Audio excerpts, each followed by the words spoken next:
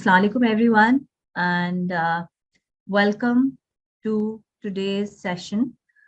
I welcome you all to this second part of the webinar on ESG.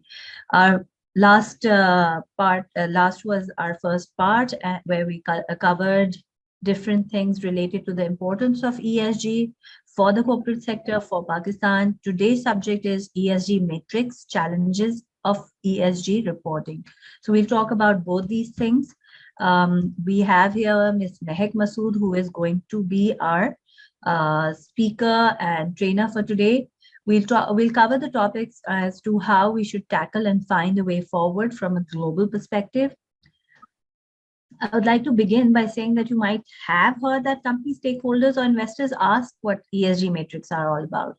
The acronym ESG, Environment, Social and Governance, are metrics used to describe transparency, sustainability, and performance of a company. In other words, they measure companies' ability to survive over the long term. For the record, over 70% of carbon emissions comes from the business sector.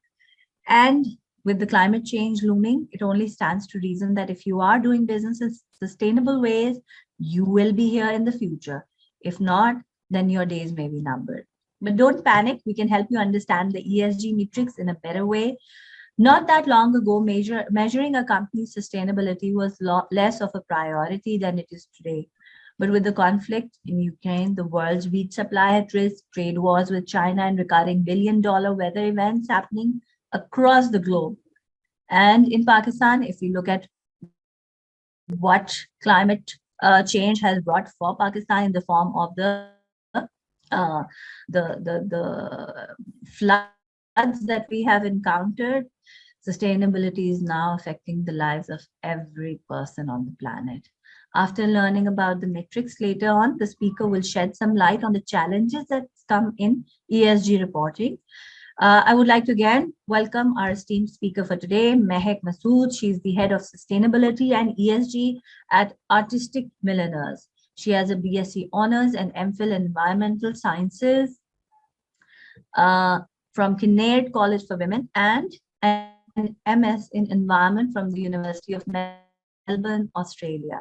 She's fortunate to have led the environmental agenda in governmental and non-governmental organizations such as USA, GIZ, the British Council, and the International Union for Conservation of Nature. In her 13 years of work, she has been an advocate for environment and climate change issues with a wide-ranging audience that includes governmental officials, students, diplomats, academia, religious leaders, homemakers, and rural populations. She's also been engaged as an environmental and social safeguard compliance expert on projects funded by the United States Agency for International Development and the World Bank. Now, I would like to invite Mehek to take the lead in this session. Mehek, over to you. Thank you, Raida. And today we will be discussing about the ESG metrics. In the previous session of mine, I'm just going to recap that. And we've been through the different reporting standards, which include GRI, ISSB, and sustainability boards. So we encapsulate all these standards and see. And I told them that whatever fits in your agendas, the important thing is reporting and disclosure. First, measurement and monitoring, and then reporting and disclosure. So today we will try to see what comes under these ESG frameworks, what is environment metrics, social metrics, and the governance metrics. Though they are very intertangled with each other, but there's some distinguish. I will try to explain to the audience in that way. So I'll share my screen now.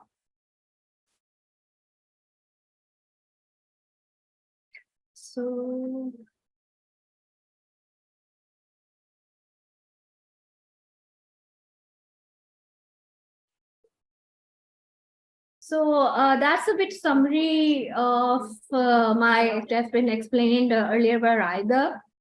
A few of the pictures I like to explain myself on Melbourne when I graduated, when I got the award. I mean, if this award is from the Pakistan Environmental Reporting Awards, when I've been also presented at the World Economic Forum. So, and again, there's another award. It's like it comes up when you start reporting and disclosing your good environment work we are doing, and that's really important that we showcase what we are doing in that per se. So what is an ESG metrics? Raida explained that earlier that it is ESG metrics are what we really need to encapsulate our performance. Like companies do have balance sheets, money, human resource, payrolls. These are some of the metrics that was included in the reporting and annual public disclosure. Companies used to do it, but now it's been expanded to ESG as well. As so a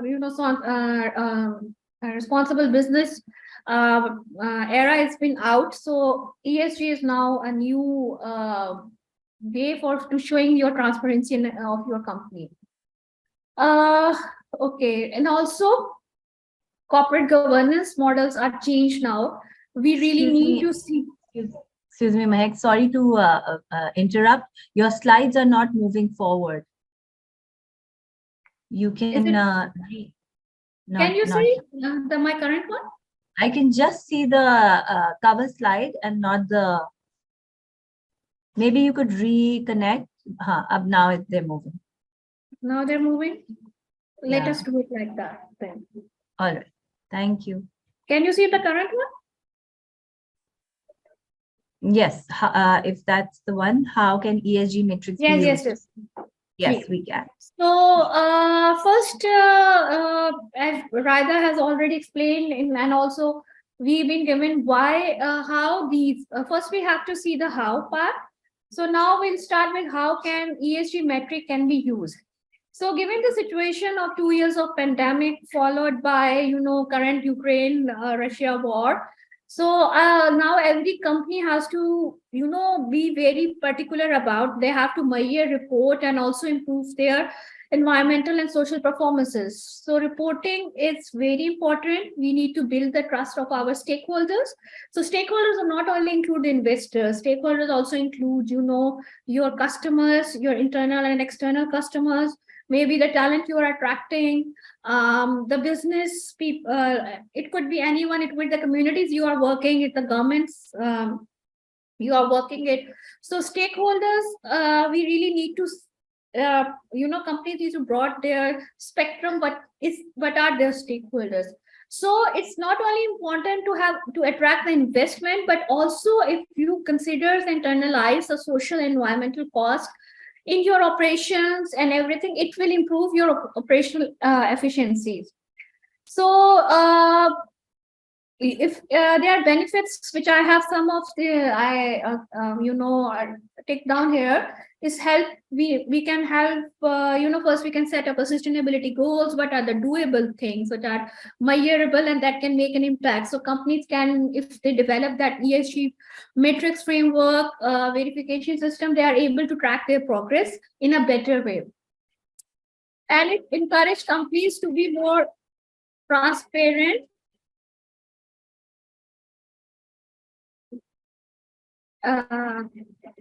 Are you guys hearing me clearly? Please, hello. Okay, sorry for a little distraction. They encourage companies to be more transparent about their environmental and social performances. It can also lead to cost saving by identifying operational efficiency, cost saving, transparency, accountability.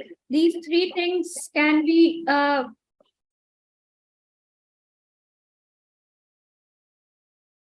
so these things can, and then the trust building with the stakeholders, and it's increasingly important that ESG metrics becomes the heart of the company's operations.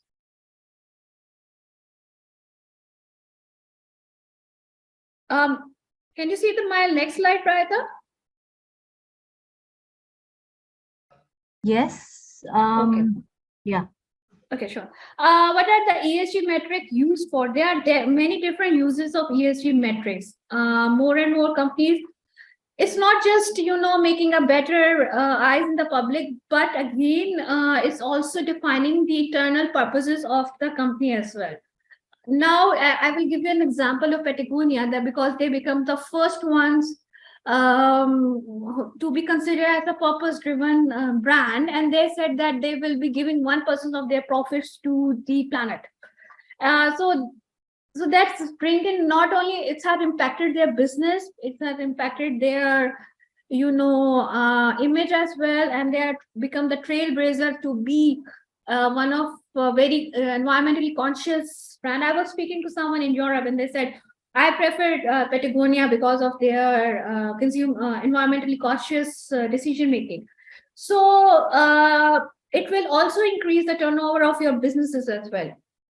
And we can use this metrics to reach to things that is good for the environment, but also for the public as well, because it's more about giving back to the world what we gained and the resources we gain. And then also you can find the way that, okay, now you have invested, you can have a social investment portfolio and develop in that way. So these are the different ways. It's just not having a good portfolio image with it's conventionally is considered as corporate social responsibility. But I feel that it's also now one of the things is a marketing tool for the companies as well, to say, to make themselves place where they are, why they are working in it. And now every business has to think on these lines, that why we are doing it and what are our purpose behind this thing. Is I'm sure with economic benefits or economic gains are one thing, but really every business and every work should be have a purpose in that per se. So ESG, now we will just, I will be just going one by one in different metrics. So let's start with environment. So in environment, there are climate change adaptation and mitigation.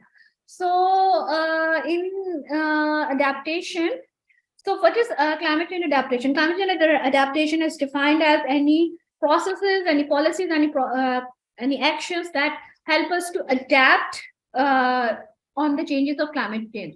Mitigation is how we mitigate the impacts of climate change. Easier to have mitigation per se, because we can have solar panel installations in our facilities that mitigates that certain amount of carbon dioxide emissions. So mitigation is easier and more quantifiable in numbers. So doing that, this is one of the metrics that you can use. Adaptation, again, it's a very broad one, but again, it has a lot of social intake as well. Regenerative agriculture, helping farmers, making more productivity. These things can be reported under the climate change adaptation portfolio. GHG's greenhouse gas emission reductions is also can consider as climate change mitigation, but separately as an energy efficiency part. You can calculate your quarterly, yearly basis and see, and then report back in your main ESG report at the end. Water stewardship is include the how you are giving back to the community, how water resilient is your supply chain. You monitor and verify it, how many flow meters are in your industry. You calculate them and estimate your consumption of water, report back in your ESG report, and see if you install in one quarter there's a high water consumption, in the second quarter you installed some water efficient technologies, for example taps or something like that, in process controls, and how it's impacted and reduce the water consumption. You can do that. It's one of the environment metrics in that way. Sustainable responsible sourcing, like in speaking of textiles, how we are sourcing is responsible. Are we using organic cotton, PCW, recycled fibers? So, all these things. If there is another industry, agriculture, or even chemical, so how the responsible sourcing is like, are you using organic dye? So that sort of person can be reported in that, compile the data and reported back in that metric framework.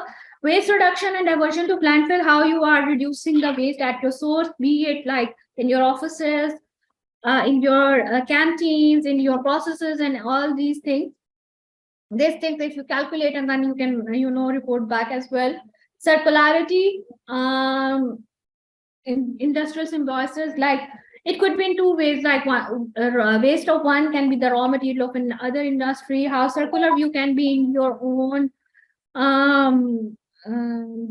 processes as well. Circularity is a very deep studied subject in the textiles. They are very much working on that. Plastic circularity is also one of the subjects and projects that can be calculated and then report back. Traceability, how do you trace that from, for example, it's like more like LCA, from cradle to grave analysis.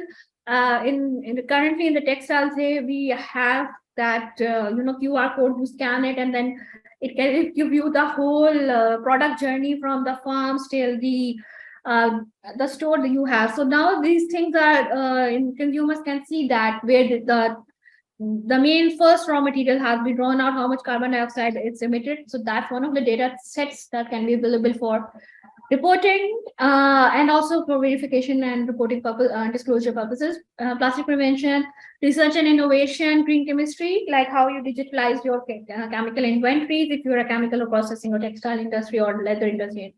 That's it. How you are applying nature-based solution. For example, some industries are using the bioremediation for effluent treatment plants and everything. This is one of the things that can be considered as one of the environmental metrics for reporting. Social, it includes what your work are doing and giving back to the communities, and also to your internal workers' well-being. So how you can making a portfolio of like how are you enriching the communities, collect that data, projects, make that thing that it's been like how are you impacting and giving back to the community. Diversity and inclusion, how are you diverse in your workforce? You have disability ratio, you have women ratio, you have from indigenous communities, how you are inclusify these all factors back in your workforce. That's the social metrics you can report back. Gender equality, what's your ratio of female and man? Wages, how you are going that pay difference, how the leadership is, you're giving more leadership in women leadership in place. This is one of the quantifiable metrics that in the social background you can report back. Empowering women is again how much you're supportive of women, what are your employer friendly policies. You have parental leaves, you have maternal leaves, you have adoption leaves, all these comes under this social metrics. Enabling opportunities, how you are also expanded that your supply chain, how you're diversifying that, how you're bringing in the entrepreneurship, how you're bringing the communities who are not part of the society, but you're bringing them up in that way. And of course, employees' well-being and welfare, your increase in ratio, how much your scholarships are you giving to the children of kids of your employees, taking care of medical care, what are your other policies. So these are some of the social metrics which should be reported and measured as well. So governance, it's a bit tricky, and it's about like how organized your governance structure is, and how sustainability is part of that. And sustainability and ESG is part of that per se. How the board is responding to that, how much policies you have in place for sustainability as per your work thing. I mean, do you have a waste management policy? You have a sustainability policy statement. How much your leadership is committed to that, how much leadership is accountable to that, and what's their personal interest. So this is something that comes under the governance structure. How did the board meet for ESG meeting, how much they report, see the sustainability reports. So these things come under the governance structure. There are very platforms which are, you can see your verification being doing, like how the CEOs can see their different, these all metrics, how the reporting is be done, and they can see in their dashboard.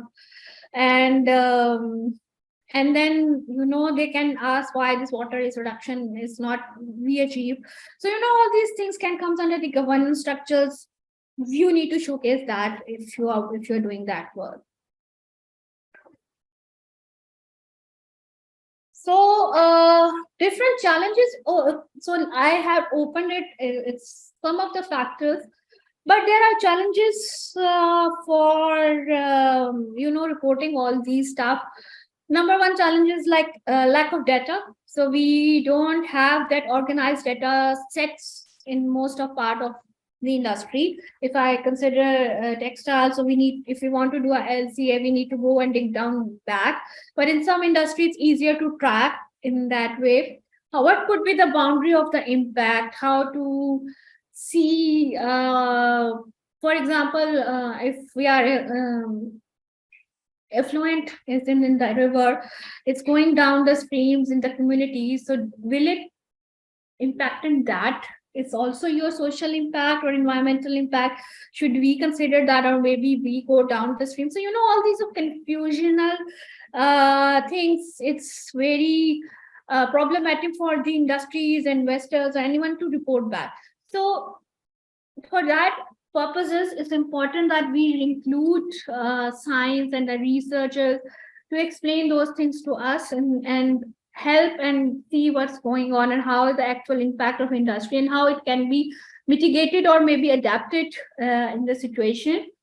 And then there's a lot of frameworks. I mean, I showed this ESG matrix and I compiled them from reviewing different ESG reports from different companies, which they do on different standard, TCFD, GRI. So these are the, when bulk of, I mean, they are just not the titles. There's a lot of hard work required to compile that data.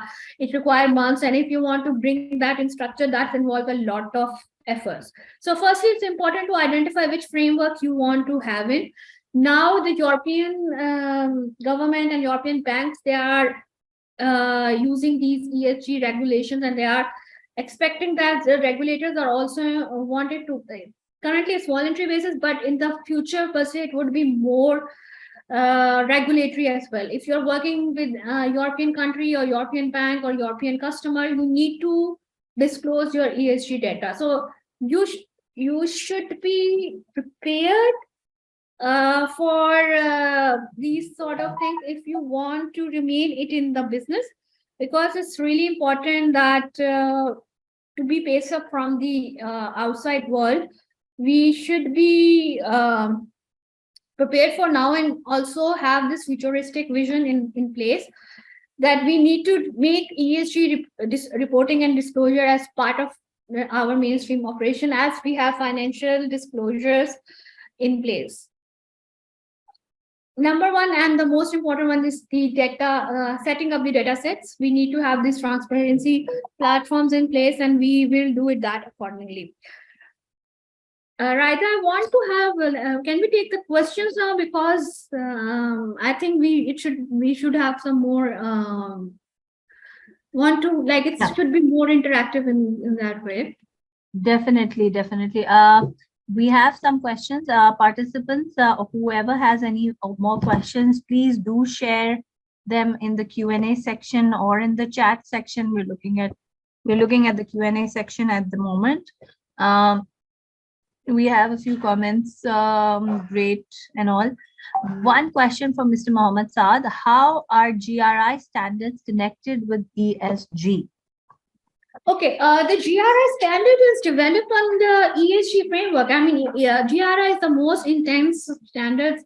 Rather, they are the global reporting initiatives. That was the first in place for reporting and disclosing for sustainability and environmental reports.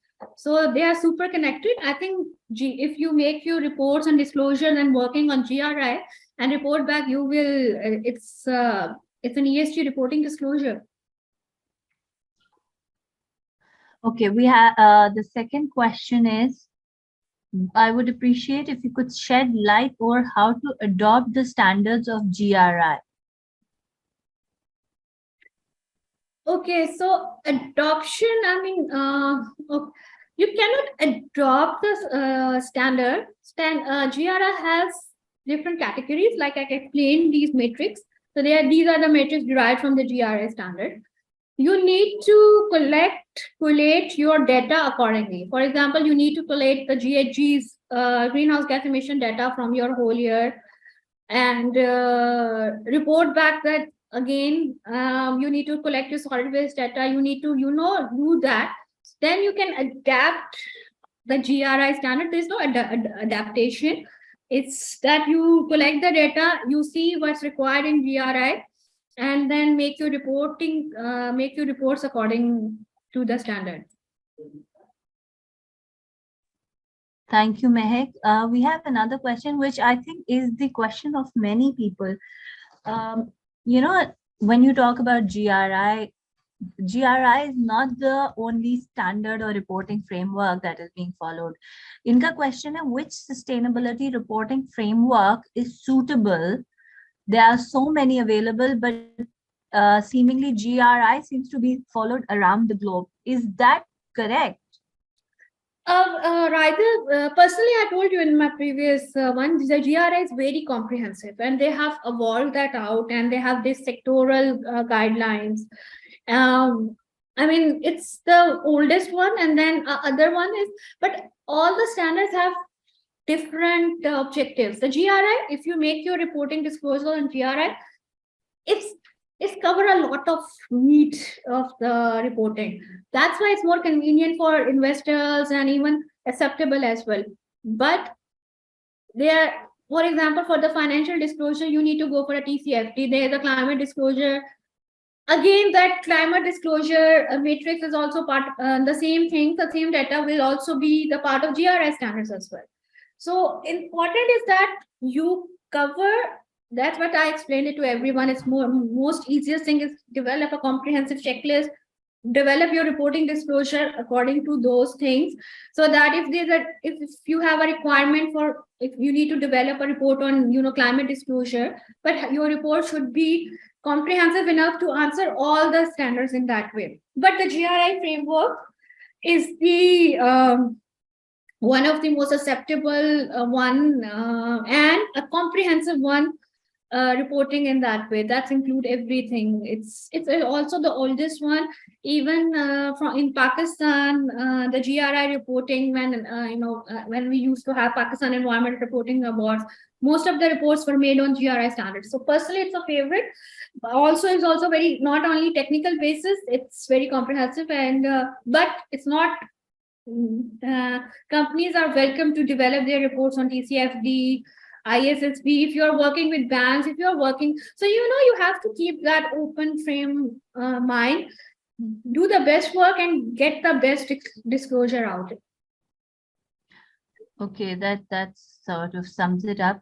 Another question, can you please elaborate sustainable sources? When during your presentation, you did mention sustainable source. So they're asking, can you explain that a little bit more? Okay, sustainable sourcing. Okay, it could be, it's tricky, and it would be a very contextual definition in for any businesses.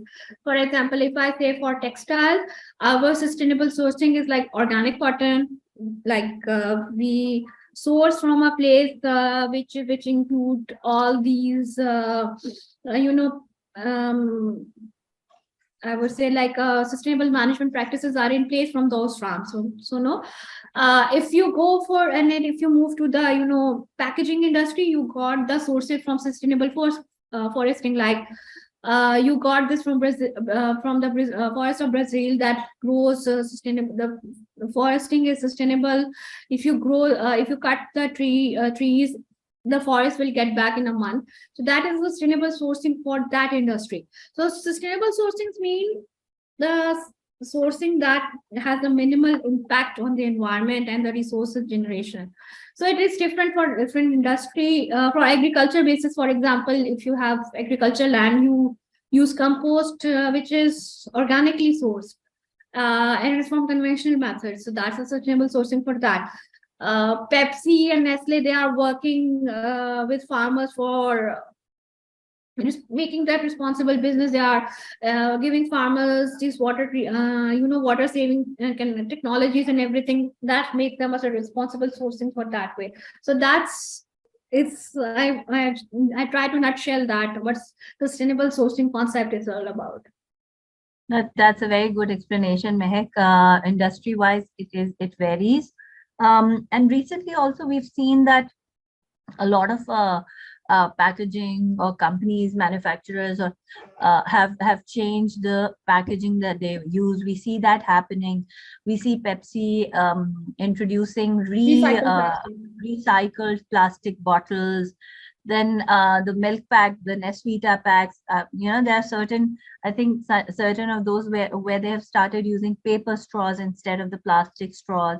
So at certain restaurants also we see paper straws rather than plastic straws, or even made of metal that are reusable and washable. So yeah, we see that happening. Another question is, how do we achieve sustainable development yield? I'm not very clear about the question. Does it make sense to you? And if so, please respond to us. Sustainable development Yield. That I'm not sure. I mean, I you talked think about organic cotton, but yield, sustainable development. yield, Y-I-E-L-D, yield. Not getting it. Mm-hmm. Maybe they. Sorry, if there's someone Okay, that if someone can re-put the question. Yeah, no, he hasn't responded back yet. Okay, if you can rephrase your question and be more clear, that would be great. I'll move to the next one.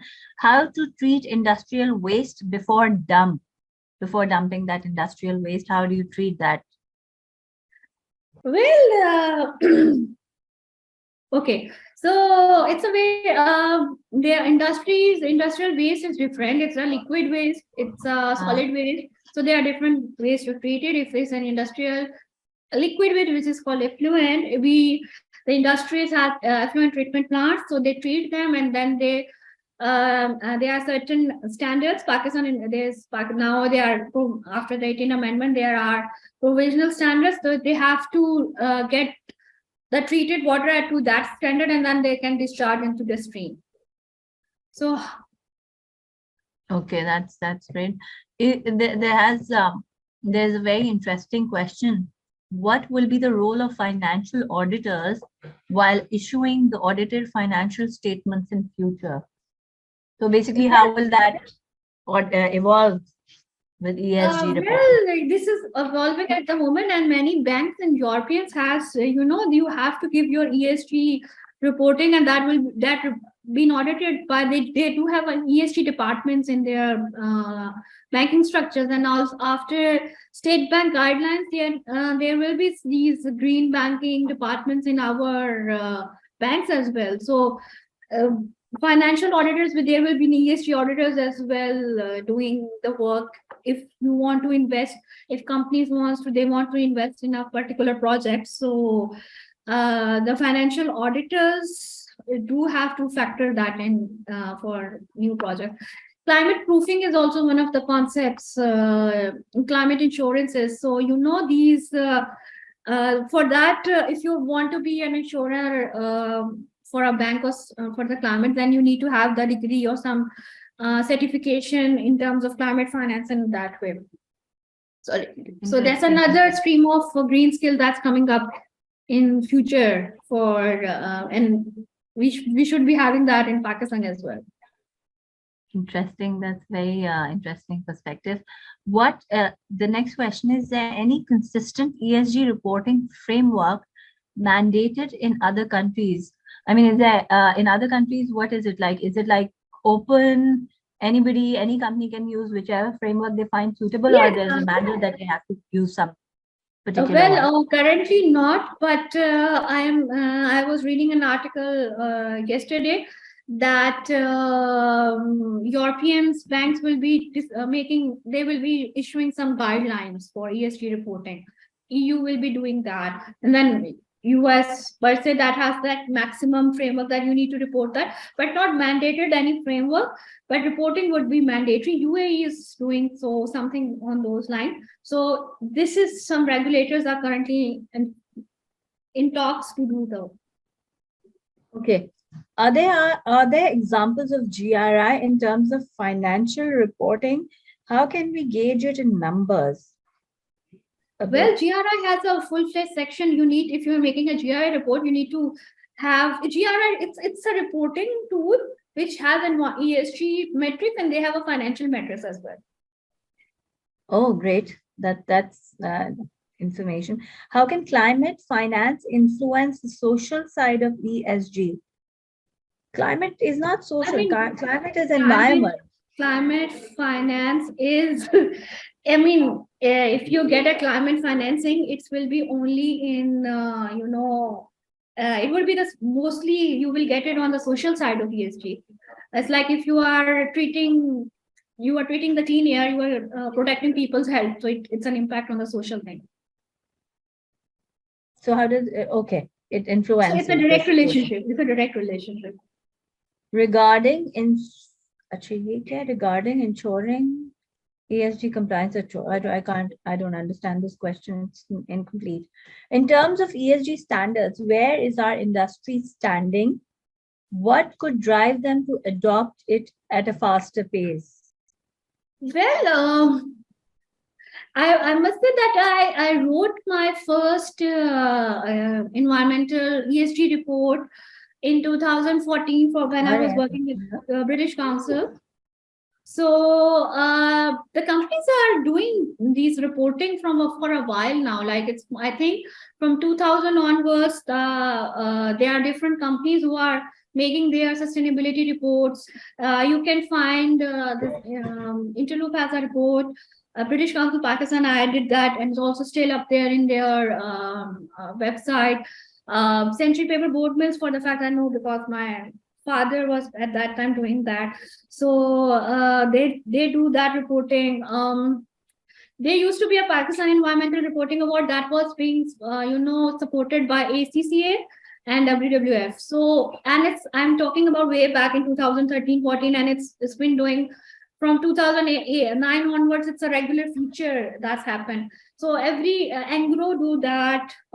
So more, and now even the textile sector, we have to do these reporting. So there will be, and then there, if you see, there is many companies in Pakistan industry is part of the United Nations Global Compact. So there's a COP.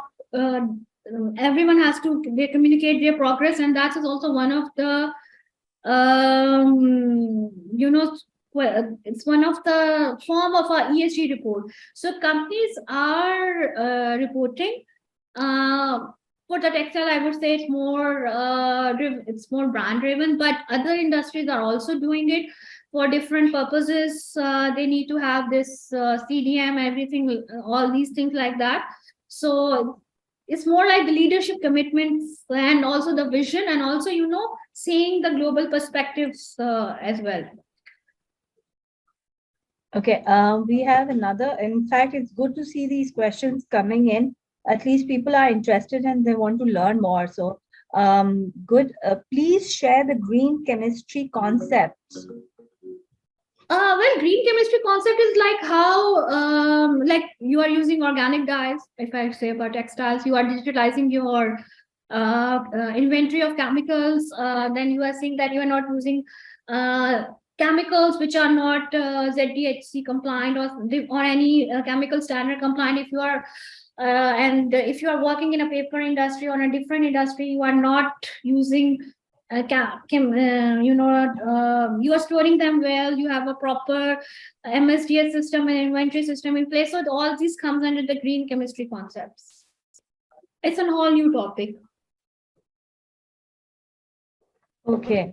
Now the next question is, how is ESG different from sustainability? Now this question, in fact, this is a concern because a lot of companies are following CSR practices, giving out donations or something like that, and then reporting it within sustainability. So how do we, differentiate sustainability, ESG, and of course CSR also? Okay. That I would like to add. Yeah, it's a very nerve-wracking question for me, and it's very pinching in that way. So let me explain. When this sustainable development concept comes in place, so you see the triple bottom line concept. It's like economy, social, and environment. Rather, and if you see as a nature, everything is interconnected, and that's the concept of environmental sciences and sustainability is about. Sustainability is about how you can sustain your resources, keeping in mind for the future demands. And then there are planetary boundaries that's been defined in one of the Rotterdam model of sustainability. So there are different boundaries. There's 9 planetary boundaries. So there are circles around. So ESG is another name of the sustainable development. concept that's been coined in the Rio de Janeiro conference. So CSR was the corporate social responsibility, and it was taken. I was taken that initially the philanthropy, the companies used to do it. They put it under the CSR, but now CSR is a very outdated subject. Now sustainability, ESG is the mainstream and core-hearted work that needed to be done from the start to bottom. Corporate social responsibility, I would say it was only the corporate based philanthropy, is that name. That doesn't impact your work processes, but sustainability means you are, you are changing processes details. You are going from a resource reduction, you are going for behavioral change, you are going for making an impact on social ways. You are saying that how your impact is going down the stream. For example, you are going that a catchment area, you are releasing an effluent. How does that impact and in a 5 kilometer radius? So that's not just the corporate social responsibility. It's a lot of work. It's about revamping the concepts, production concepts, behavioral concept, governance concepts. So it's the heart of every organization that needed to be done, and it's different from the philanthropy. CSR is an old coined word, and it's very obsoleted as well. Now every company is changing their that's also needed to be evolved in Pakistan. That's this concept. What's really sustainability is, and ESG and sustainability are goes hand in hand. Right. I hope I can make that point here. Right. Okay. Can you please explain the link between ESG and GHG, carbon credit trading? Link. Okay. ESG is the reporting and disclosure matrix. In that way, you have a framework in place, your company's operations move around that. GHG, greenhouse gas reporting, is one of the functions in ESG framework. It's like you calculate and monitor your emissions, and carbon trading is seen from that emissions control and mitigation. How can you earn back, and how you can offset and you can trade it off. So first you need to have reporting mechanism, that you have systems in place, then you can see that when you can sell it off. For example, आप एक बाग लगाते हैं, आप देखते हैं कि वो उसमें फल आने लगे हैं, उसमें आपको आपने बाग लगाया तो just to have a shadow, but now it's giving you more fruits, you sell it off to other someone else. So that's, I can explain it better, that's the link between them. It's not the link, it's one and the same thing. Like it's one of them steps to have under the ESG framework. Okay, the next question is from Faisal. Is there any difference between ESG reporting for manufacturing and service industry? So of course, slightly, but I think yes, every industry has their different processes, and they have their different ways. I mean, structures to wahi rahenge, but of course, parameters for different industries is different. I mean, some is, for example, financial industry don't have any, emissions. They must be having emissions of office only. They don't have any effluents for per se. And now there are different sectoral guidelines. For example, GRI has a sectoral guidelines for different sectors as well, so they can be different. For read them, and then you can adapt your frameworks around that. So I'd like to add upon that also one more aspect to it is, so if there's a manufacturer, they're directly impacting the environment, right? Through their manufacturing processes, and then there's the onus on them that they address the impact and lessen it or minimize it, and and then report it also. But when it comes to the financial industry, for example, a bank, they have clients who may be from the manufacturing sector, and that is how they can play their role, that although they're not directly impacting the environment when it comes to the E, for example, So they can influence their clients to adopt practices and have certain benefits or certain relaxations for those who adopt these practices and address the negativity, or what we call that they're how they're negatively impacting the environment. If they reduce their impact or their carbon footprint and then report it and address it also, so they can give them a better treatment in terms of risk or in terms of the rates, or that could be the impact a financial sector entity can have. So that is a role they can play, and then they can also put it in their reports accordingly. So yeah. Okay. Next question is, according to NEQS 650 MGD, that's a alien term for me. Industrial effluent dumping directly to the ocean.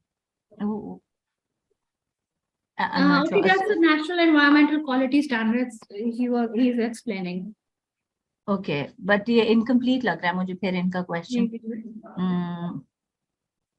No, I don't see any other part of this question. Okay, association of agriculture to ESG, organic cotton role. What are the agriculture perspective? I'm not understanding the word association. That's an interesting word, but the fertilizer industry and the agri-food industry, they are one of the considered as the largest carbon emitters in the world. So now they are going for different things. Also, the organic cotton is there in a way. So agriculture is not just associated with organic cotton. So it's agri-based in food industry and everything. So they have a lot of carbon emissions in that way. And now, if you say in Pakistan, the fertilizer company was the first ones to do so. Their ESG reporting. Patma Fertilizer also very visionary enough to have these carbon credits in place, to have this industrial revolution. Industrial catalyst, industries, technological advancement they want to have in place for less emissions, pollution. So the agriculture industry has a direct impact, not on the fields, but also the agri-based industry. And all around the world, the agri-based industries are very much active on the ESG front, and they are doing these reporting and there are a lot of ESG reports available of different agriculture, even for the farming industry in US, Australia, and other. They also publish their ESG reports. I would say every industry has a direct connection somehow, but some industries are very directly connected to this ESG frameworks. Great, thank you, Mehak. There's a few more questions. We have a little more time, 5 more minutes, so we'll try and address these questions. How does a company's ESG performance impact its financial performance and risk profile? That's a very important question and very relevant also. Because why would any company go and move towards ESG performance, impact assessment, initiatives, and then reporting? How does it make financial sense? I'm sure it does. So, Meg? Rather, ESG is more, there's different type of risk in place. There's like reputational risk, there's social risk, there's physical risk, there's transactional risk. There are 4 type of risks. So if the companies those factor in ESG reporting and disclosure, that they need to report back and disclose that. Now everything is all about repute in that place. For example, Nestle, Coke. Nestle has a very backlash on the water project they do have. So now they have to make it more, invest more on ventures like sustainable farming and all these things. So it will directly impact their businesses. So that's really important that these things are factored in the financial reporting, and there are the financial risk associated with, for example, the climate risk. If you are not factoring in climatic factors, you are in an area which is your factory is in an area which is more climate prone and it's gone away in floods and everything. What can you do? So I think it makes sense to have internalized environment, social and climatic cost in making your financial reports in that way. Great. How can investors use ESG information to make investment decisions? Well, international investors are doing it. It's not how, it's they are doing it. So this is their first criteria. There's a bank, which is BNB Paribas. It's only doing the impact investing at the moment.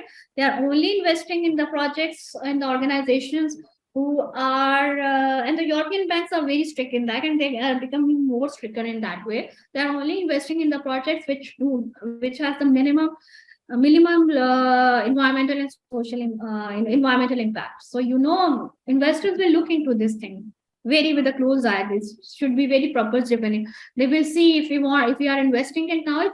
That's the startup and innovation has also changed that behaviors. Like Bill Gates, they're like huge. If you go for a giant, they are also looking these factors. They don't want to invest in a coal project. They will invest in a green project. So. Yeah, that's true. That's correct. When the reporting standards related to ESG will be issued by IFAC for implementation. And another, do we need to hire consultant for ESG reporting, or we can report directly? I don't know about when the reporting standards ESG will be issued by IFAC. But I think every company or maybe has a ESG reporting. You can have a consultant, you can have your own team, you can develop your team capacities around it. But I would say someone with an expertise of environmental sciences, and these should be included in sustainable reporting, and these things should be the part of the curriculum from the HEC.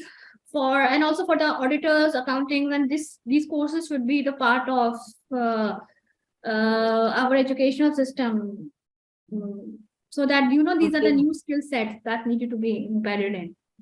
Totally agree, because for financial managers also to understand the reporting in terms of the financial impact, it's very important for firms. And also they need to understand that they cannot quantify everything in finances. So they need to have someone with that expertise in their teams as well.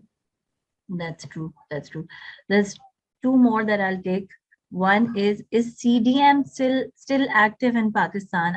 I have no idea what CDM is. CDM is Clean Development Mechanism. Actually, it's now after Paris Agreement, it's more like Article 6 implementation. So it has changed in that way. So I would not say active. It's something in between. It's not yet done, but there. Okay, last, how can we measure ESG initiatives?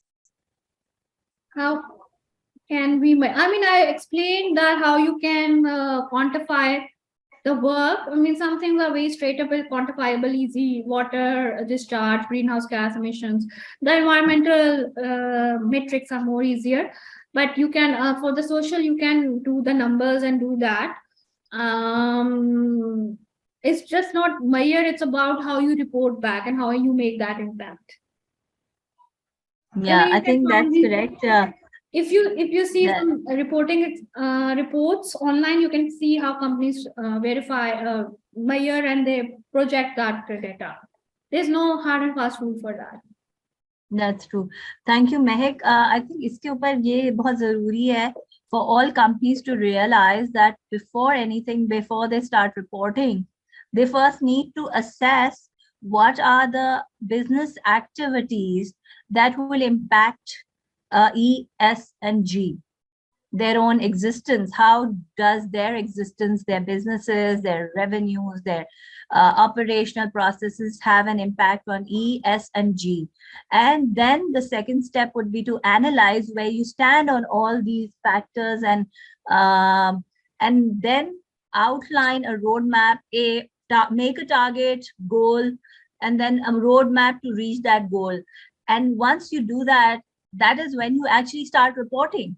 Okay, last year today we are standing at this point, and we target that by the end of the year, by the end of 3 years, by the end of 5 years, or so and so time, we intend to reach this point. So first and foremost, it is good and it is very important and imperative to analyze and have a first starting point. Where do we stand today?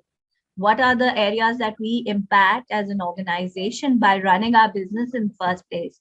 And then you outline a roadmap and make targets and start reporting. So reporting doesn't happen overnight. You don't just wake up one day and say, okay, next year onwards we'll start reporting. You don't do that. You first make an assessment, and that's what really applies to all aspects, I would say. Thank you, Mehak, and really appreciate you taking that time out and taking all these questions from our participants. For any other suggestions, participants, you're free to write to us at info@psx.com.uk, and we'll be happy to have your suggestions. Furthermore, the same webinar will also be uploaded on PSX YouTube page, YouTube, channel.